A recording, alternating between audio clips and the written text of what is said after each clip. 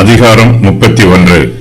நீதிமொழிகள் 31வது அதிகாரத்திற்கு லேமுவேல் என்பவரே ஆசிரியர்.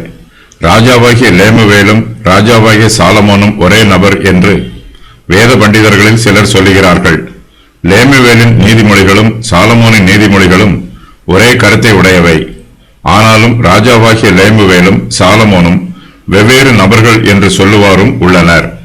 வேத வாக்கியங்கள் எல்லாம் தேவ ஆவியினாலே அருளப்பட்டிருக்கிறது. இந்த அதிகாரத்தை லேமுவேல் எழுதியிருந்தாலும் சாலமோன் எழுதியிருந்தாலும் பரிசுத்த ஆவியானவரே இந்த அதிகாரத்திற்கு மெய்யான ஆசிரியர். ஆவியானவர் ஏவ லேமுவேலோ அல்லது சாலமேனோ இதை எழுதியிருக்கிறார்கள். லேமுவேல் ஒரு தேசத்திற்கு ராஜா. அவர் வாலிப வயதுள்ளவர். அவர் ராஜாவின் கடமைகளை சரியாக செய்ய வேண்டும். சோதனைகளிலும் பாவங்களிலும் சிக்கிக் கொள்ளக்கூடாது. அவர் வாலிபத்தின் பாவங்களுக்கு விலகி ஜீவிக்க வேண்டும். லேமுவேலின் தாயார் அவருக்கு சொன்ன உபதேசம் இங்கு எழுதப்பட்டிருக்கிறது.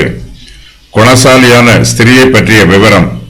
இவள் ஒரு புருஷனுக்கு மனைவியாகவும் குடும்பத்திற்கு தலைவியாகவும் இருக்கிறாள். லேமுவேலின் தாயாரே இந்த உபதேசத்தையும் போதிக்கிறாள். ஒருவேளை இந்த உபதேசங்கள் அவளுடைய குமாரத்திகளுக்கு போதிக்கப்பட்டிருக்கலாம்.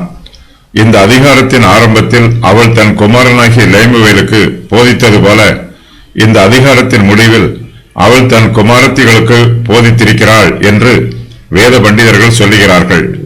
லேமுவேல் குணசாலியான ஒரு ஸ்திரியை கண்டுபிடித்து அவளை தனக்கு மனைவியாக்கி கொள்ள வேண்டும். இதற்காக அவனுடைய தாயார் குணசாலியை பற்றிய காரியங்களை லேமுவேலுக்கு போதித்திருக்கலாம்.